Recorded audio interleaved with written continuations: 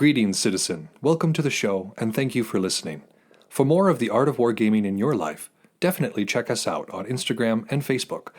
If you'd like to support the show, we have a Patreon account where you can do just that for as little as $1 a month.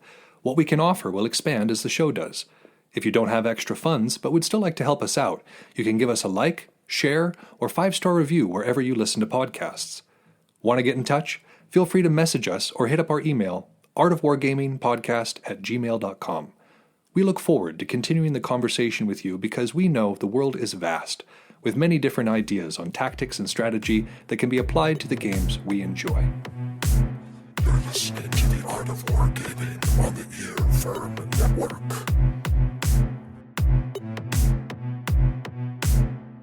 The military maxims of Napoleon.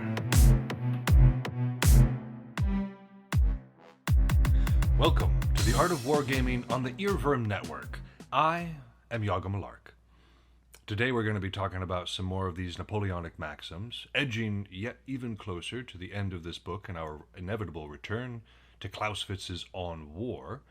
But before we get into that, I've been trying to have more games recently. I think it was our last episode that I talked about a game with Toto. I wasn't able to get an interview in with my last opponent, a good friend of mine named Zane. And he is a new player. He has not been playing very long at all. Bought one of my armies from me, actually, my Chaos Space Marines. So I'm very familiar with a lot of the units and a lot of the tactics and strategies that he's going to employ. And meanwhile, I'm here using Knights. And for instance, our last game that we had, him and I, just yesterday, was my Imperial Knights versus his Chaos Space Marines. He was playing them as Black Legion, but that doesn't matter at this point in history because the Codex hasn't come out yet, and the differences between the Chaos Space Marines do not exist yet. But he likes Black Legion. He painted the Black Legion, so they're Black Legion. I'm going to let y'all sit there for a second and guess in your head, when he conceded at the end of turn 3, what the score was, and how many of my models he removed from the board. Okay, you got numbers in your head? You got visualization? Was that visualization 35 to 10? And was the number you were thinking of 0? Because yes, I got 0 dudes taken off the board during this particular fight. It was down to a lot of dice, of course, like that. Anytime you're dealing with a game like 40K, what uses dice, that luck is going to play a particular role. But another huge part of it, and this is why I wanted to share this, was my management of the lanes of fire. Now, he set up his havocs, which are very dangerous against, especially my armigers, by the way, in such a way that if I moved very aggressively, I would expose myself to all 3.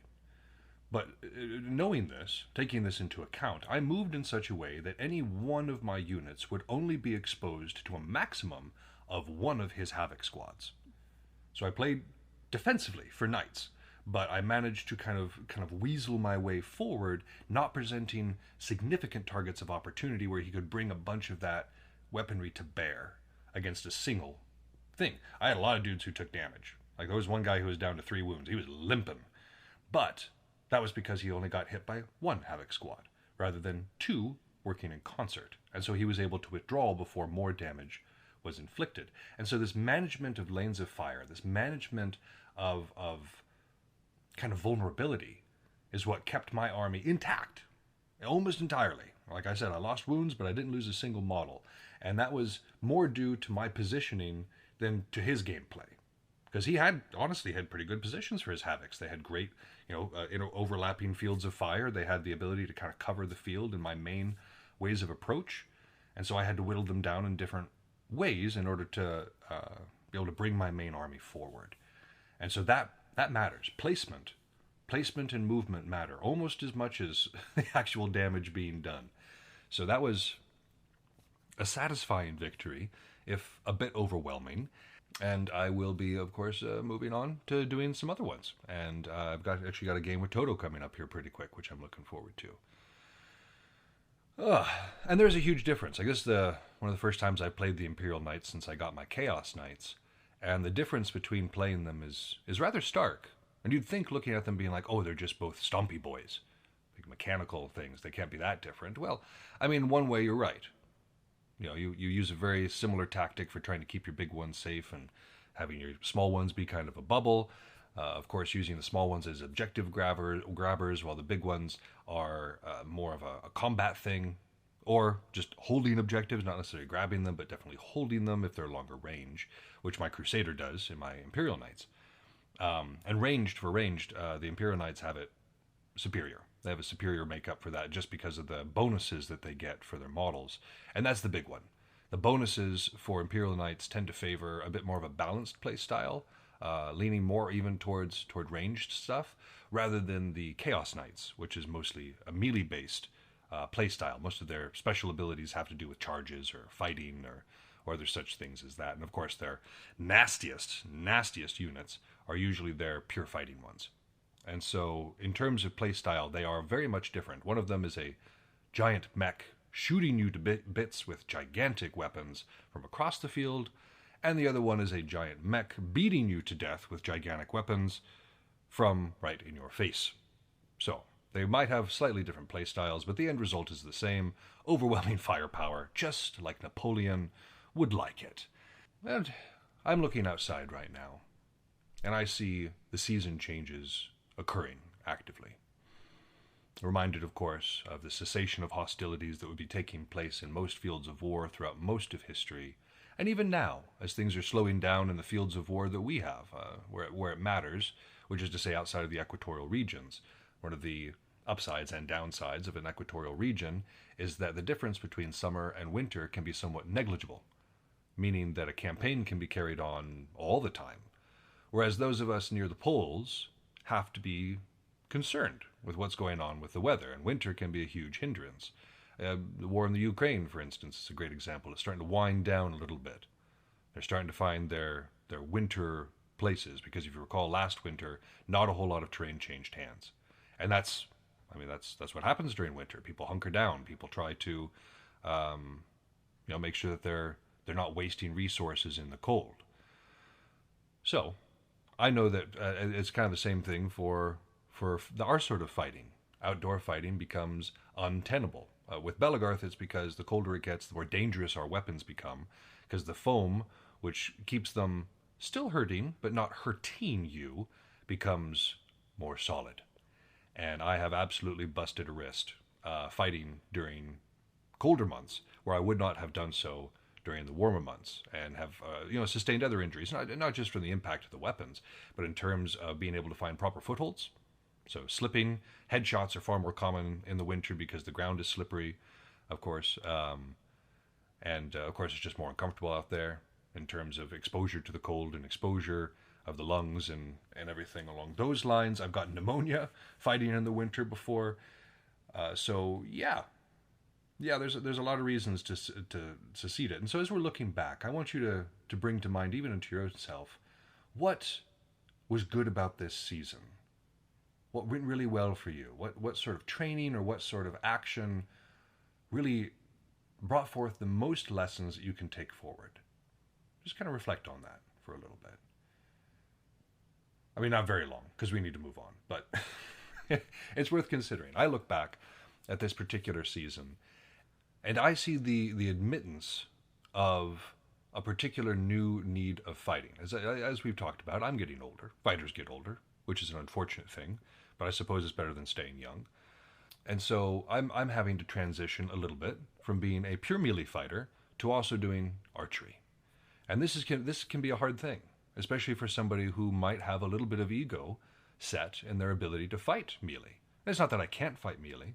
It's just that there's many, many days and many, many times that it would benefit me to be fighting exclusively with a bow. And so the transition for that, for me, marking that transition, thinking the transition is worthwhile, and following through with it without any sort of internal issues, that's kind of what I got from this last season. The admittance of where I'm at physically and where I am most effective. Because can I still be in the melee? Yeah, I can. But if I'm not as effective doing melee as I am doing archery, then I am wasting my own potential on the field.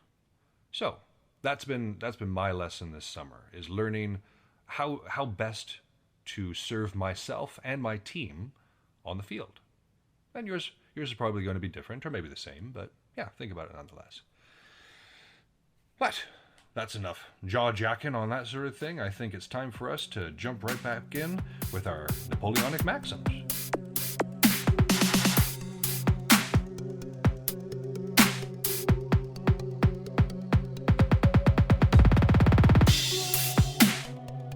All right, let's just jump right into our next set of military maxims for Napoleon. I know that I've probably said we're near to the end of this book about 10,000 times at this point. I feel like a Montanan parent who continues to say, "We're nearly there," to their child who inquires as to whether or not they are there yet.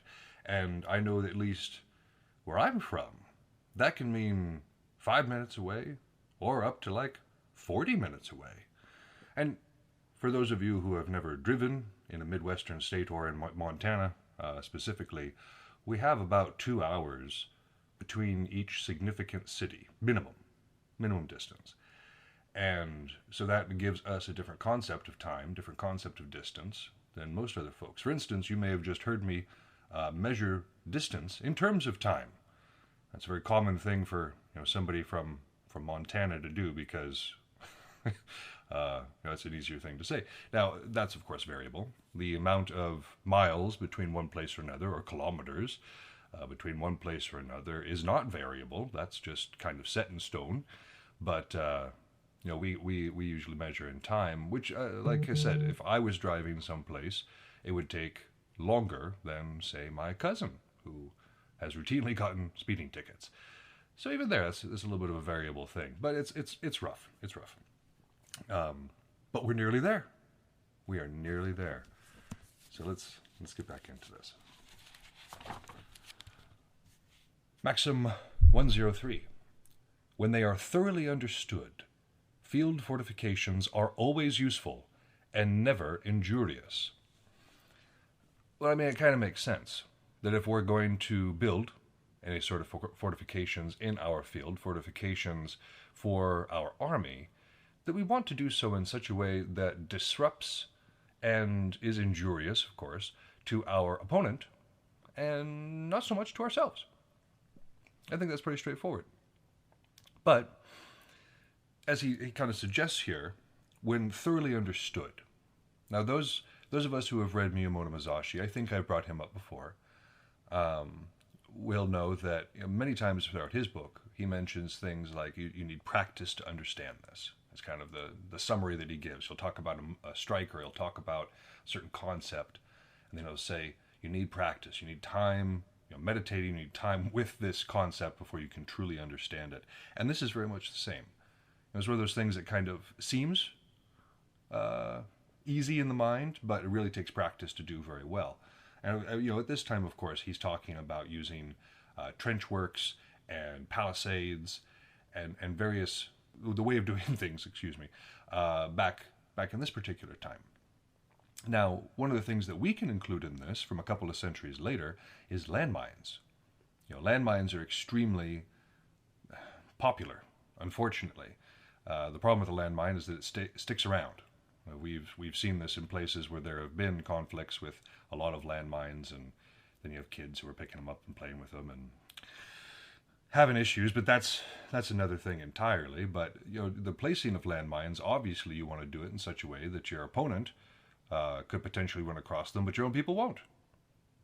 It doesn't do us much good. That's a waste of money. Not just the landmine, but whoever injures it too, because training's expensive. I mean, that's especially if you're dealing with what we would call professional armies these days. We don't really have conscript armies anymore. What we have is professional armies. And so each of our soldiers, whether they be Chinese or American or Russian or British or French, most of the soldiers that you're going to see in the world today are expensive. They're expensive to train. They're expensive to arm. They're expensive to feed. They're expensive to keep. It's not a cheap thing, keeping a fighting force. And so we want them to be able to move effectively. And, again, Napoleon didn't necessarily intend this particular interpretation, but we want them to not be blown up as well, or injurious. He does say injurious here. It's another one of those things. Kind of like the strikes of Miyamoto Musashi, kind of like siege warfare. It might seem easy, but there's definitely an art form to it that has to be practiced by somebody who understands what's going on. So 104. An army can march anywhere at any time of the year, wherever two men can place their feet. This is a foreshadowing, of course, because in his hubris, Napoleon has ignored, on occasion, certain rules of warfare. One of which, historically, has been retiring one's army during the winter. And again, particularly at this time, that was important, even nowadays. Like at the moment, of course, the Ukraine war is still going on. For those of you kind of listening minute by minute. And even there, in the year 2023, you have a cessation of fighting, not complete cessation, of course, but a massive downtick of fighting when winter rolls around. It's just what happens.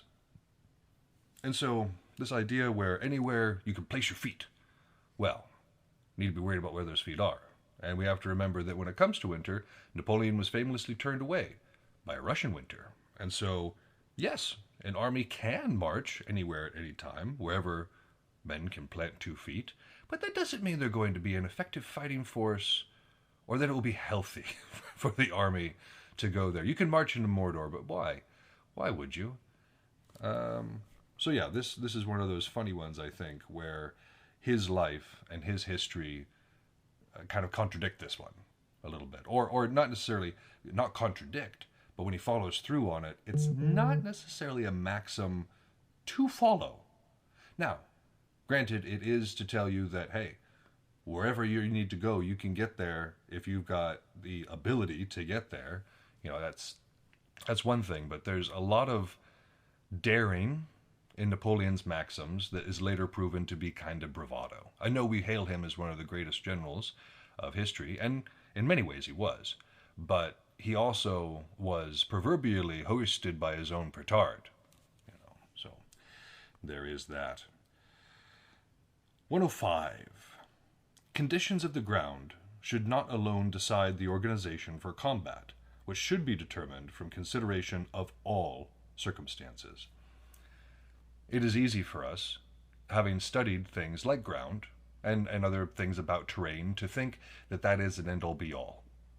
That whether or not one has a good defensive position, whether or not one has an open area for their cavalry as opposed to a closed area for their troops. There's a lot of things that we have discussed about terrain and about ground on this particular show. And Napoleon cautions us.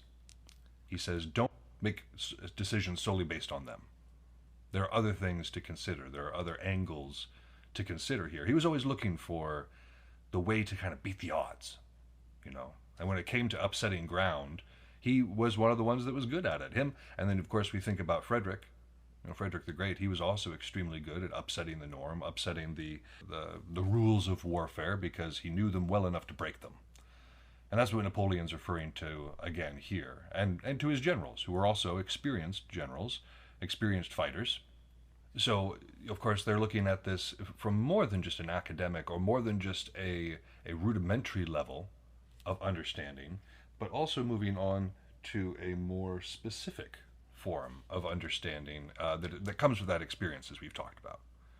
It comes with the ability to look back at one's mistakes, one's learnings, and look at the places where the rules can be broken. And so, again, conditions of the ground should not alone decide the organization for combat. They should be determined into consideration of all circumstances. There are a lot of things to consider when it comes to organization for our combat. There's things that should be talked about, and there's things that should,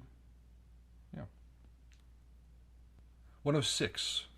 Flank marches should be avoided, and when they must be undertaken, they should be as short as possible and made with the greatest speed. You'll notice that when we talk about Napoleonic tactics, flanking is not the most important thing in his particular form of warfare. That overwhelming power we've talked about, right? That overwhelming strike against one area that kind of breaks the opponent up and can be followed through with really aggressive action, that is Napoleonic tactics to a T.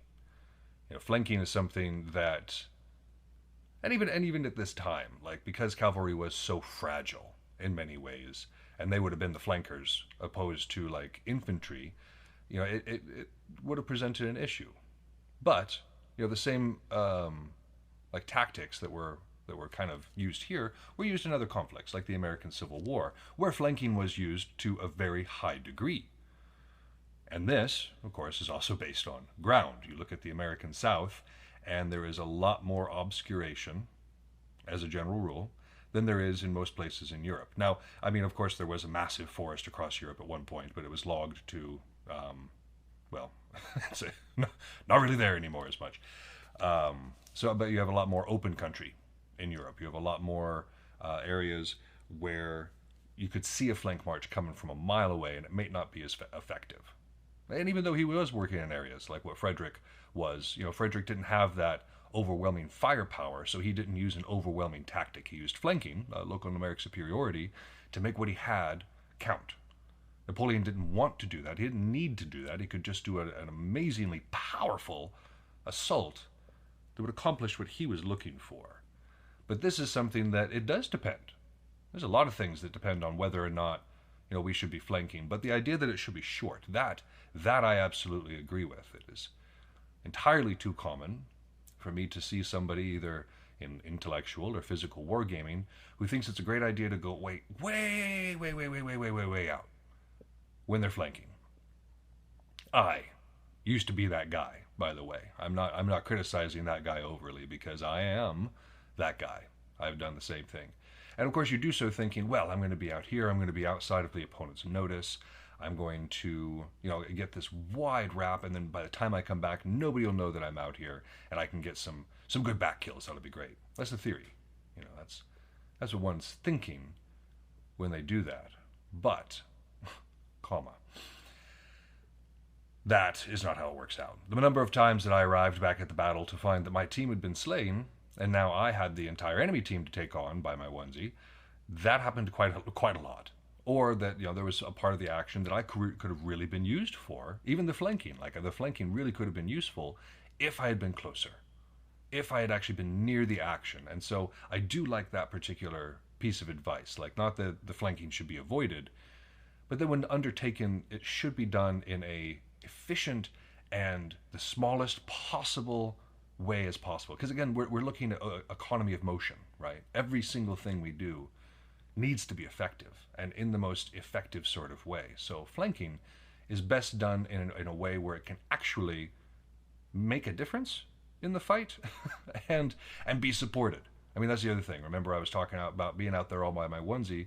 I was an easy target as well for somebody with more experience, or somebody or two people, for instance, like not just the one, but if two people come at you and they know what they're doing and you don't because you're a kid, well, that's an issue for sure. But yeah, so I'm not in agreement with this one either. I think that flanking is a great idea, because turning your opponent's line is always a great idea. But on the same idea, I do agree with his idea, or his point, that it should be as short as possible and made with the greatest speed. We're not looking to have part of our army disengaged, because again, that kind of goes against Napoleonic tactics, where he's saying you need to be using everything you've got toward the effort. We need to be pointing all of our guns. We need to be putting all of our men towards the battle, the combat, getting through it and wiping the opponent out. And so with wide flanking maneuvers, you are taking part of the army away from the rest of it. You're taking away part of that power and putting it somewhere else. And of course he would disagree with that. Of course he wouldn't like that very much. But that brings up the point of making sure that it's supported. Making sure any flanking move is supported, and conversely, that the flanking move itself supports the rest of the force that's going on. Otherwise, it is a useless endeavor and can waste time and or resources doing it. 107.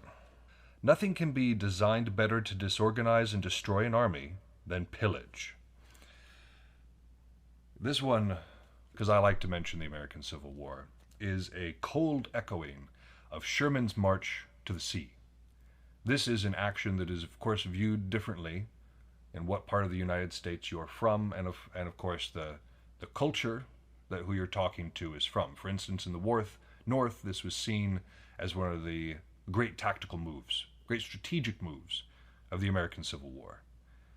The thing that really finally brought the South to its knees in terms of logistics, just pure logistics. Sherman's march to the sea. And for those of you unfamiliar, after the capture of a very important port city, which made it difficult for the Vicksburg, by the way, that made it difficult for, of course, ships to be transporting things for the South. The American General Sherman, underneath the General of the Army Grant, marched across the South and basically just destroyed everything in their path. They destroyed plantations. They ripped up rail lines. Of course, they shouldn't have harassed the civilian populace, but they absolutely did. It was something that, in terms of strategy, was fantastic. Now, if you talk to Southerners, you're going to get a different interpretation of this particular. I mean, of course, the events are still the same, but Sherman is painted far more as a villain.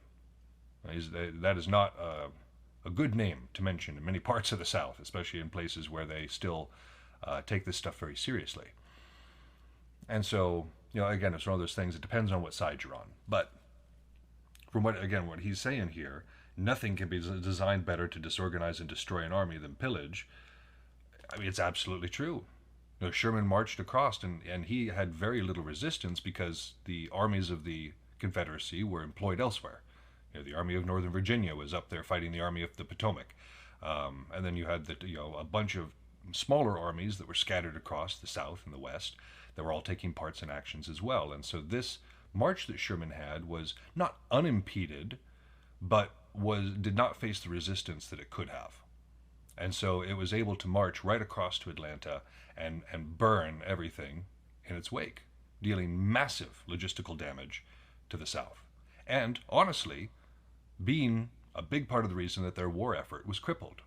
Because those of you who are familiar with American military history will know that the South, in the early parts of the Civil War, ran circles around the North. just delightfully so. Their tactics were so outdated, and General Lee and his staff were all very experienced generals who were playing by a totally different rule book. And it's awesome to see.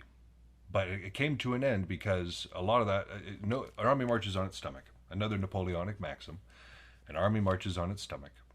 And if you don't have food, or if you do have food and you have no trains to get it there, no way to transport ammunition, no way to transport reserves, no way to transport...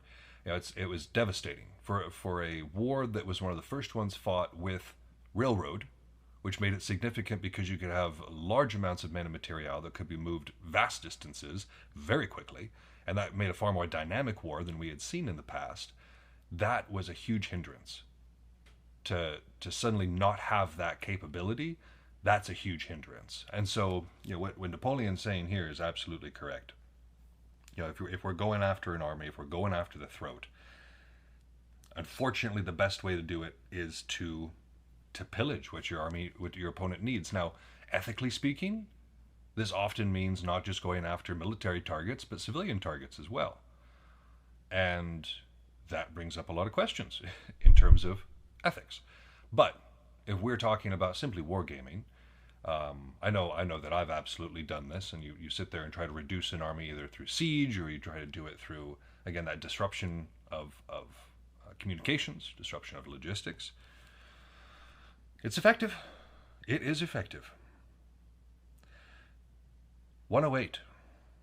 Praise from enemies is suspicious.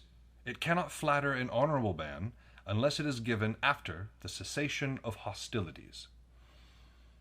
Oh yes, the time-honored tradition of trying to throw your opponent off their kilter by being entirely too polite and or praiseworthy. I haven't done this on purpose necessarily, but I have noticed it in things like when I play 40K. If I'm going against somebody and suddenly I start praising what they're doing, praising their actions, praising their tactics, sometimes it can lead them to a false sense of security, where they think, oh yes, I've got this in the bag. My opponent has just acknowledged how good my tactics are, or how nice my army looks, or how well I represented myself in a particular conflict or in a particular little fight. And that can go to somebody's head. And of course, we've talked about the dangers of that before.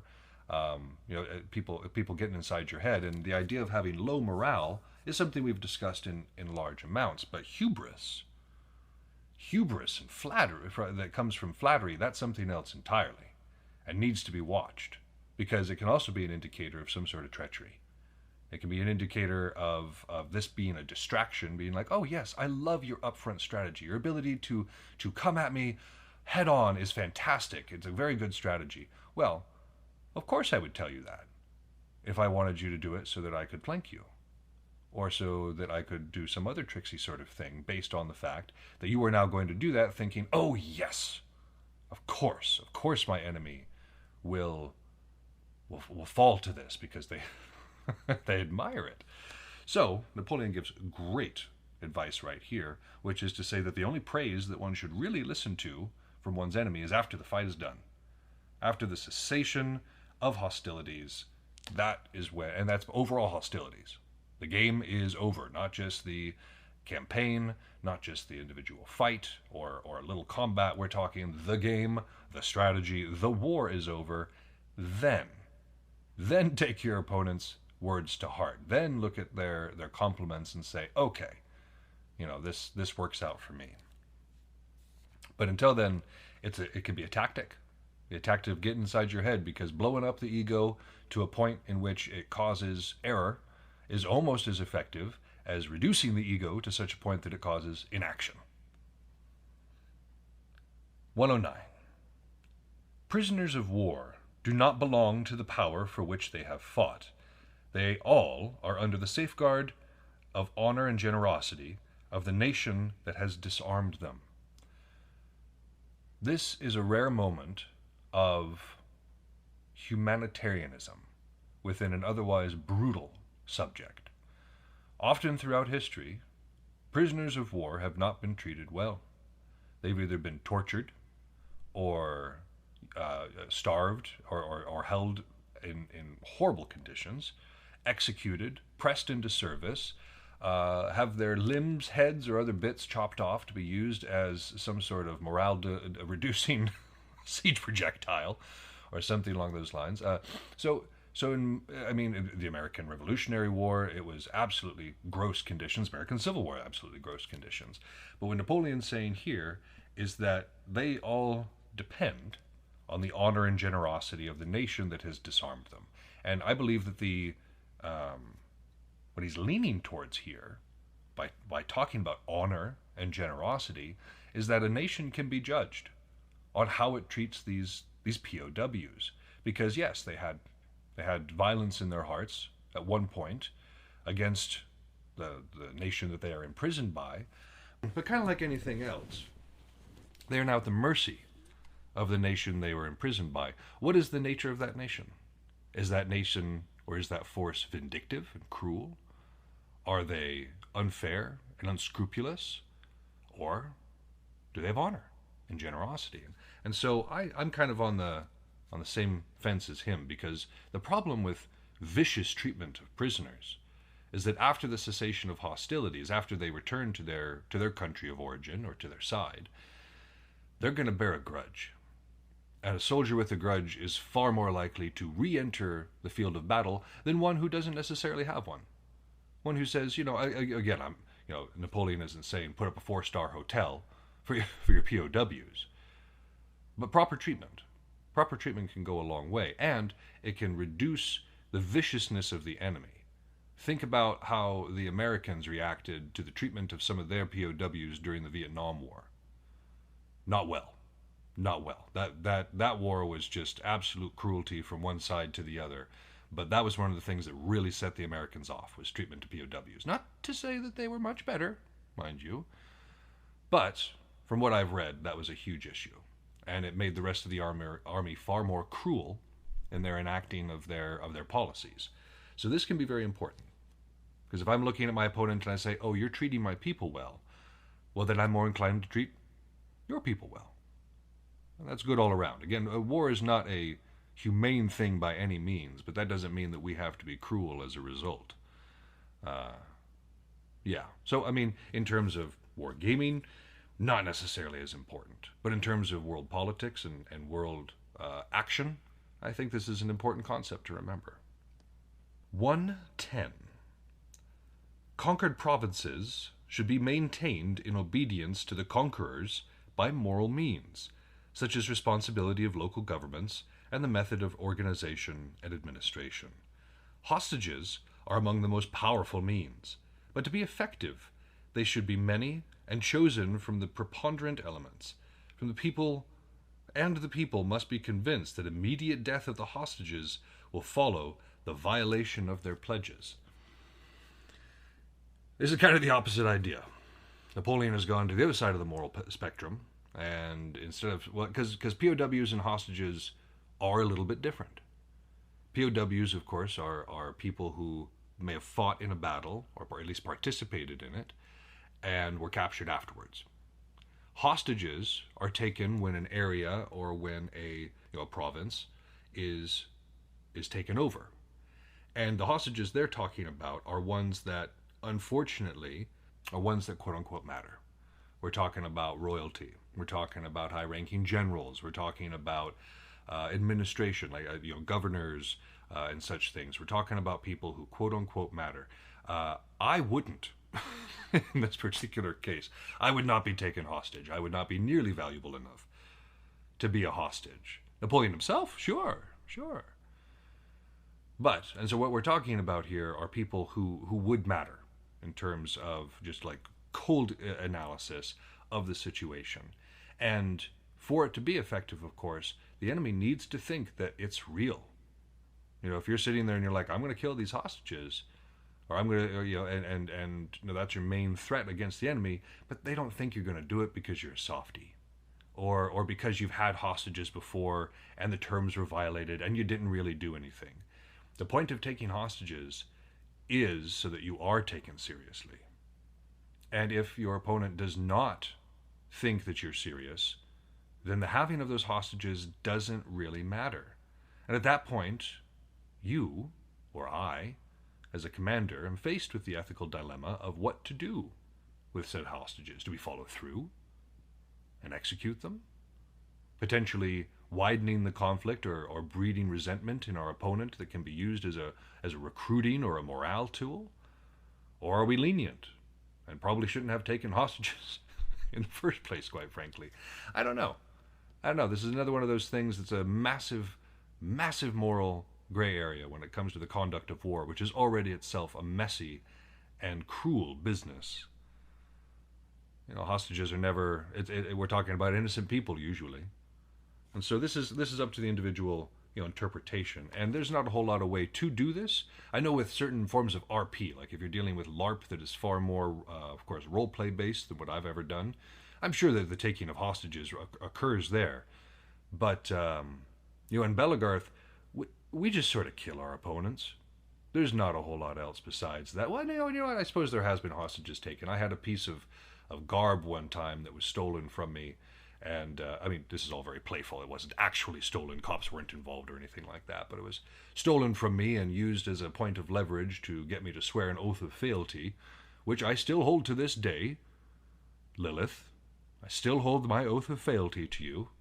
But little stuff like that. And again, so it doesn't even necessarily need to be a person. That's what he's mentioning here is, of course, the hostages. They're chosen from the people there. And, of course, we're talking about death. But hostages can also be material means. It can be something that our opponent wants. So a place of significant worship would also count for this. Like, let's say we take a city and there's a significant place of worship there, and we say, hey, you need to take us seriously, otherwise we're going to start tearing down brick and mortar. That's going to get somebody's attention. That'll get my attention.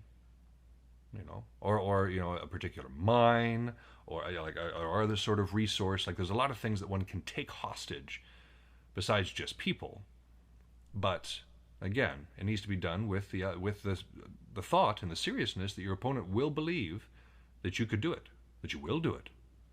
So follow through is important. All right, we are painfully close to the end of this my friends. But I believe that we should probably save the rest of it for next time. So, this is where we are going to end it for today.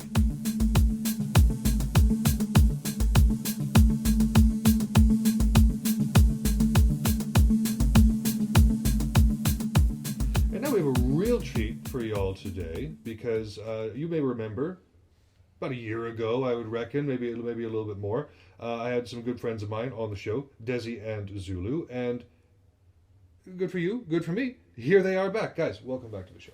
Thank you so much. Yeah, We're so excited to be back. Thank you for having us again. No, it's lovely to have you in studio, if even for a couple of seconds, and be able to kind of pick your brains about what's going on out there in the East, because it is absolutely a little bit different than what happens here in the West. We've talked about that a lot, the Great Grass Sea that exists between our two worlds. So let's talk about it. What's the meta transitions going on out there? Your considerations. So right now, there's actually been a huge rise in red fighting over the last few years. Basically, since everything's come back from COVID, there's been a massive rise in red fighting and just pole fighting in general. The red fighting, like it's spreading like crazy. Even this last Armageddon, we had a large group of fighters from like South Carolina and Florida come up north and just completely rock the field with just reds. What is it with these Southerners? We have the same thing here in the West, where like this phenomenon kind of started out of Southern California, where it was like, we're going to take reds everywhere and get really good with it too. People who primary red. So new for me when I was younger. Yeah, so there's a chapter of Blade Masters that I think originates kind of in the South, and those are, I mean, of course, the top tier red fighters. Yeah, the Blade Masters, most of them actually exist in the Southeast, around that South Carolina, Florida area. There's a few of them like farther up north, like DAC and Avias. DAC is in Illinois, Avias is in Michigan, and they're really the ones that are like spearheading the big movement with red fighting, because for a long time people always kind of like looked down on red fighting a little bit, like it was a subpar fighting style that Sure. you know you just don't take that seriously. But then they show up and they're like, hey, we've got the skill to take on just about any fighter, and all we've got is a red sword. Right. I mean, I can't throw shade at it. I'm a part of it too. Now I'm doing it because it's better on my joints and my back. I didn't do it to join the new sensation that's sweeping the nation, but I completely understand it. It's an awesome style, very dynamic style, as opposed to the sword and board, which has been the meta for the longest time, Sure. because it was the most secure, it was the most Accessible, even. adaptable, like all that sort of thing. And like you said, reds were kind of not a huge thing for a while, but now they've kind of come back. And that's true of all military history, though, all military science. You have cavalry that's on top, and then infantry that's on top, and then artillery that's on top, and you just kind of have that rotation between things. I am starting to see a little bit of a rise in archery as a result, too, though. Yeah, of course. And I mean, it's all about balance. Before we go into, I'm so passionate about archery, so I'm excited to talk about it. We talked a little bit about industrialization and how that really changes aspects of war, and I think really that's what's happening with this red phenomenon. Like, we're seeing a lot of innovation in terms of foam smithing. So now it's more accessible. They're costs. The materials are just, it's so easy to get your hands on high quality materials. Like, you can, I know a few websites off the top of my head where you can go drop $50 and you've got an 8-foot hollow carbon core that you don't have to cut down to make a red sword on, and you actually find yourself scrambling to add weight just to get the thing to pass. And just that kind of material becoming easier to work with, more accessible with the rise of the internet getting better, it's just led the way to better tech. Sure. And I think the community as well as a whole is kind of shifting in a different direction, so that we're a little bit more accessible and inclusive and supportive of each other in our desires and fighting styles and implementation of new technology. Sure. No, I love that. I love the, like you say, the accessibility. For the longest time, red building was a precision art. You know, it was something that to get the balance correctly, to get the weight correctly, to make sure that the materials were of a proper quality. It was something that you had to go to. I've been spoiled my whole life by having excellent redsmiths like Zuloo. You guys didn't see me just gesture at him, so I probably should tell you that I did. Like Zuloo, who made me my very first awesome red sword, if I do recall, my Clédal Ruth. Yep. Yeah, we made that in my apartment. Oh man, I can't even remember how long ago. Forever ago. But yeah, so I'm absolutely a huge fan of it too, and that like you say, the accessibility makes it a lot better as well. So it leads to a level of dynamism again that we've been we settled into this line kind of early World War I-esque. Like we're just going to have a line battle of attrition between two sides of shields and some pushing and some shoving, and then eventually there'll be a breakthrough, and it's but now it's like, all right, let's bring in the tanks. Yeah. How about that? Yeah. And I think that same accessibility is why we're seeing, of course, the increase in archers too. I mean, of course, we have to balance. We've got to get those pole fighters and spears out of the way somehow, but just the amount of truly supporting community that we see out there that allows our newer Belegarth members to have access to high-tech bows, and we're not using fiberglass PVC little rinky dinks anymore for the most part, which we all start somewhere, right? So you see a PVC every now and again and you love it because you love the tenacity of getting out onto the field and arching no matter what you've got. But now you're seeing just a lot of really good bows coming out, and a lot of new archers.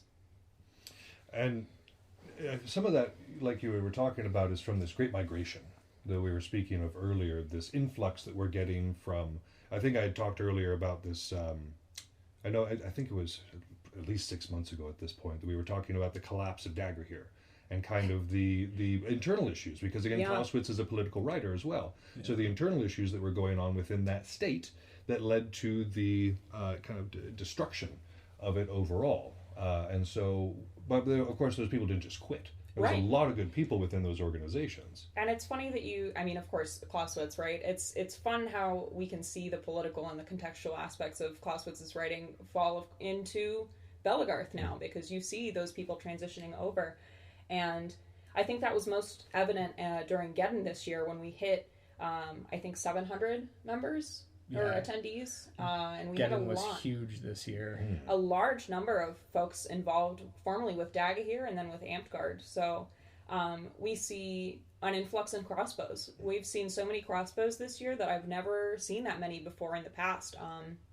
So there's some growing pains with adapting these house rules and new weapons that, I mean, they're not new, but they're new to Belegarth or newer to Belegarth. So just kind of adapting and seeing how our field reacts to those, as well as the community themselves. The continuing conversation of red flails. I don't know about that one. I don't know about that one. I got beamed so hard. One of the few Dagger Hair events I ever went to, I got beamed so hard by a red flail coming down 12 o'clock right on top of my head. It was, man. And that was one instance out of several that were very close in the same way. I was like, there's no way this is safe. How are they justifying this as being anywhere near or realistic for that I am matter? all about new weapons, new weapon styles. I think somebody on one of the archery pages asked about doing one of the slingshots, using a slingshot instead to launch arrows. And obviously you can't put it on a national field without some rigorous testing beforehand, but it's not to say that we're not open to these kinds of things like red flails and pocket crossbows and all these other fun doodads. Well, I might be an old man. Prove me wrong. Prove me if you can make a safe red flail, I'll be there for it. Yeah, absolutely. There's enough of that old guard prove me wrong that I think we still need it, knowing that safety and playability are our two. Well, I'm open to being proven wrong. Yeah. Is my thing. Exactly. Yeah. Maybe with some of this newer tech, it could be light enough that if it does conk someone on the head, it won't be as bad. Yeah. That is definitely one thing that I can say about some of this newer tech is with it being lighter, it's a lot easier to use and manage. And so if things do go awry, well, first of all, they don't go awry very often because you've got more control over a lighter weapon. But if they do go awry, it's not as impactful of a hit because it's a much lighter weapon. Sure. And I've got nothing wrong with crossbows, except that I think that they're ineffective. I mean, that's it. It's just a matter of like, I would not take one because I have not had one used against me effectively. Sure. You see some pretty effective crossbow use out east. Actually, there's some good tactics. Killian was one of my favorites at Geddon. He had the double holster and he wore his cowboy hat, so it was very much a John Wayne situation. That was a lot of fun to see. Wyatt Earp. So seeing Killian with the double crossbow, it's kind of goofy. It's not the most effective fighting style. It's certainly not Killian at his most boss level, but it sure is a lot of fun, and you get the kills out there. So it's just about how you use the weapon and learning how to use it. And I think that's the next piece of this great migration is how do you learn the new rules? How do you acclimate yourself to a game that is different from the game that you came from? Or if you're new, brand net new to Belegarth, how do you develop the skills that you need in order to reduce the amount of errors or one-offs or 12 o'clocks that you're throwing and hitting people with? Well, I mean, everybody struggles with 12 o'clocks. I mean, even non-red flail users, we all go through a period of our development where we're like, I can get a shoulder shot by doing this motion, and after a certain amount of beaning, you're like, well, that's not effective. Maybe that's not working. Yeah. One thing that I do enjoy about the direction the game has gone regarding that is folks are a lot more willing to help now than, say, when you and I started. Oh, yeah. Like, when you and I started, it was very much figure it out on your own sort of thing. You just get beaten down and just get told to get better. Now, if someone gets beat or someone sees, someone who may be fairly obviously new or not, doing something that they maybe shouldn't, they're like, hey, would you be open to some advice? I can give you a few pointers and help you out and kind of, help make you a little bit better if you're open to that. Sure.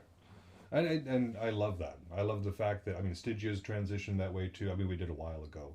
But this idea of like, hey, if you want people to stick around, maybe teach them the skills that they're going to need to want to stick around, That was the core of the Tuesday, Thursday practices that I started years ago. Exactly. Yeah.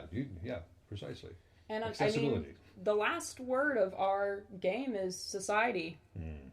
And I think a lot of times that goes by the wayside. We think of it as a wacky bats, boffer sports. That's it. But there is community behind it and collaboration. And it's that collaboration that continues to push us in the right direction of growth. Absolutely. And there's been a lot of transitions throughout the years in Belegarth that have made things better. And it's again, same thing with the nature of war. There will be developments in weapons or developments in technology and tactics that change the way things work and hopefully improve. I hope we don't develop anything on the same scale as the nuclear weapon. That scale of military science we should just avoid entirely. Unless it's upsetting Desi. Then we already have our nuclear weapon. Yeah, there definitely exists a nuclear weapon, and it's Desi, so... Clausewitz talks a lot about motivation as well and morale, and I think that's where community and collaboration comes into play, is now we're starting to go, we figured out the technical aspects of it for the most part, industrialization, how to make better weapons. Now we're moving on to how do we develop ourselves as a society, as a community, and help boost and grow that morale so that we can continue to foster this game and wargaming in general. Yeah, no, I love it. Absolutely love it. And that it also leads to a greater diversity of like the styles and the groups themselves.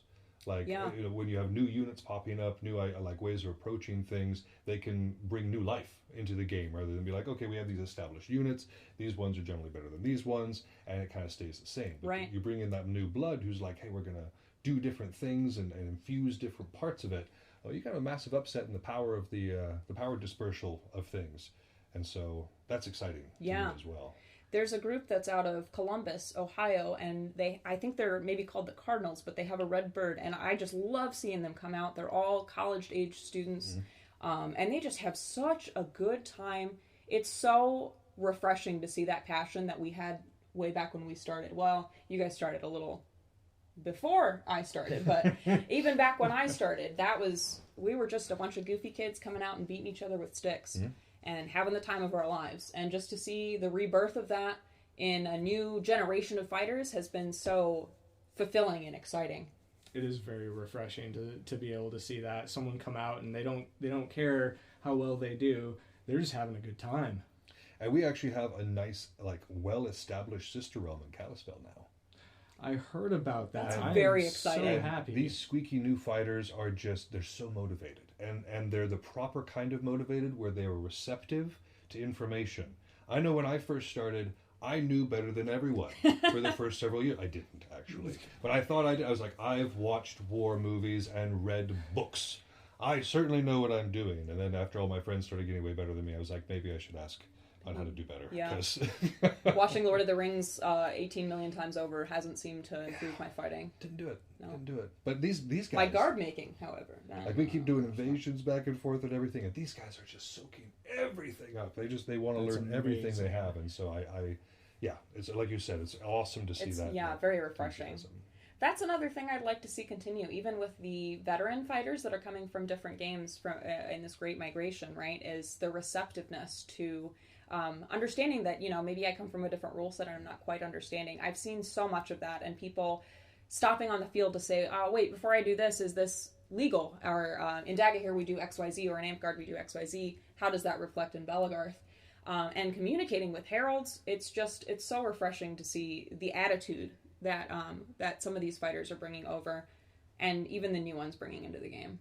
How's the magic switch transition working? I've not seen... Well, it's tough.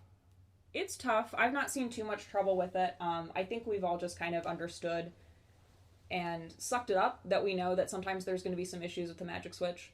Because we do it in Bell. Like, that's perfectly legal for what Yeah. we do. Yeah, I've But- never heard any upset about the magic switch. But I know in Dagger here, when I went and did my couple events in Dagger here, they were it's part of their rule set that there is no Sure. magic switch. You have to drop it and like have it go to the ground and then be able to So have it up far, again. it seemed that mostly the folks that are heralding are still that old guard of Bell fighters. So some of our veterans are really stepping up to ensure that we're playing a safe game, safe and fair game. So I think in that sense, the magic switch is not really our biggest issue at this point. What would be our biggest issue right now? That's kind of hard. It's a tough question. I think there's a That's- lot that's- of just little ones, little variations that are kind of Adjustments. yeah. I think I actually said this last February at Wolfpack Opener, but I still feel like one of our biggest issues is heralding. Not so much we need more people to do it. Folks are not very receptive to heralds all that much anymore. I still see it nowadays where heralds are afraid to call someone out or call anything that they see wrong because they're afraid the person's going to turn on them and bite their head off. And I feel like the community in general needs to do a little bit better about being respectful to our heralds. Sure. We're not... The heralds are not out there to ruin your good time. Right. They are not there to pick on someone. They're not there to pick on anyone. They're just there to make sure that everyone's following the rules, everyone's being safe. Perfect. That's what we need. Right? That's like our referees, and the whole point of a referee is to make sure that everybody's staying safe. I know that the Great Grass Sea over here in the west, there has been an uptick in aggressive heralding. Well, not aggressive heralding, but active. Assertive heralding. and active, yeah. And receptivity to it. And so I think that is hopefully spreading as well because it's something that's needed. And I know that here it was a response to, because the heralds have become somewhat more meek for a while, that was an uptick of cheating. And nobody likes cheating, and so more active heralding keeps that from being an issue at all. I think that better clarification and understanding of the rules as well, because I've met so many folks who don't think that heralds are able to call shots, and they're meant to referee. They're meant to just, count the number of deaths, or this indicates a sideline, and you cross the line and you're dead. But realistically, our rule set does say that heralds are there to maintain the rules, maintain and enforce. So I think as soon as people understand that they're not talking to you because they've got a vendetta with you, or they see a symbol on your kit or shield or something and they say, I'm going to go mess up that person's day. Right. But just for the betterment of the field as a whole. And once people kind of start to digest that and live with that, I think as a whole, heralding will be easier and better in general quality. I suppose when I say referee, I'm thinking of like English Premier League referees who are like, nope, you did something wrong, yellow card, and like calling people out Exactly. constantly. I honestly think, like, I've pitched it before and not have receptivity, but I think we should incorporate a card system. You said that, and you said the yellow card, and now now my brain's whirring around. I'm very excited about that. Because it's you do the yellow card, you call out the foul, you write the person's name on it, they have their yellow card. If you get 2 yellow cards, it's a red card. You're off the field. And you and I talked about some of the Stygian bylaws that you guys have, which allow you to remove people who have multiple strikes against them in terms of unsportsmanlike behavior. And I think that's another thing, just unsportsmanlike behavior in general. Whether it's bullying or hitting too hard, too hard. On purpose to hurt somebody. Exactly. You know? Yeah. Very got to be careful with that description. No, I'm right there with you.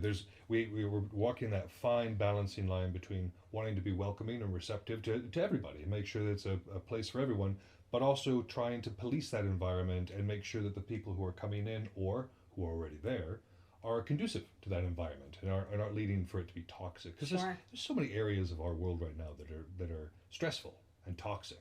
And it'd be really nice to be able to go camping with our friends and play wacky bats and have it not be a toxic environment. Yeah. Have my hobby actually be enjoyable. Recreation. Be recreational. Precisely.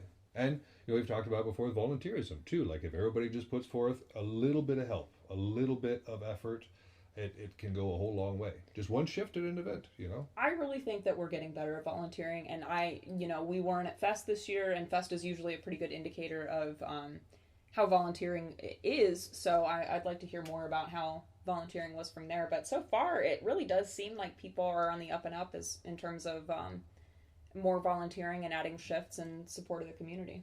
Yeah, I'm seeing a lot more people step up and just wanting to help. Like, they're chomping at the bit to step up and help at an event, which, I'm thinking like 10, 15 years ago at an event where they're practically begging people to come and volunteer. And we're almost at a point where it's like, we might have too many people here to help. Well, the last Tennessee event I went to, the last Beltane I was at, they were having to turn people away because the people were coming up and you're like, what can I do? And they were like, we're saturated on heralds. We're saturated on kitchen. We're saturated on garbage pickup. I mean, like, we literally do not have a place for you. And that is so much better of a quote-unquote problem to have. Exactly. Than having to conscript people from the field, So thank you, Belegarth. If you are volunteering, we thank you. And if you're not, just do it. There's always more events for you to volunteer at. And the worst thing that can happen is you go up and they say, we're full. And you're like, okay, cool. I will go back to my camp. Yeah. Or back to the field or wherever. No, it's great. Well, guys, I think we're just about out of time, but I do appreciate you being back on the show. Absolutely. Yeah, we love being here. We always try to talk at the same time. I'm married. I totally get it. We have to not talk. Like, one of us has to be the designated talker at a restaurant. Otherwise, we're the beast with two heads that's literally saying the same thing, the same cadence, but from two different angles. And you'll watch the waitress or the waiter just be like, oh. Which head do I look at? Okay. I'm normally the designated talker. I'm normally the talks too much. So I'll just say that we love coming out and seeing you, and always love to join you on the call. Perfect. Well, best of luck to you guys in the future, and we'll have you on soon, I hope. Thanks so much for having us. Sorry. That's our show. Thank you so much for listening. If you haven't had enough of the art of wargaming in your life, you can find us on Facebook and Instagram, where I occasionally post funny and educational memes. If you want to get in touch with the show directly, you can email us at artofwargamingpodcast@gmail.com with any questions, comments, or concerns that you might have. Also be sure to check out all of our sister shows on the Earworm Network, including General Nerdery, Word Balloons, Fried Squirms, and more. We're working hard on having something for everyone. And again, you can find those at earworm.com. That's EARVVYRM. You can also find that in the show notes. But for now, this has been Yaga Malark, signing off.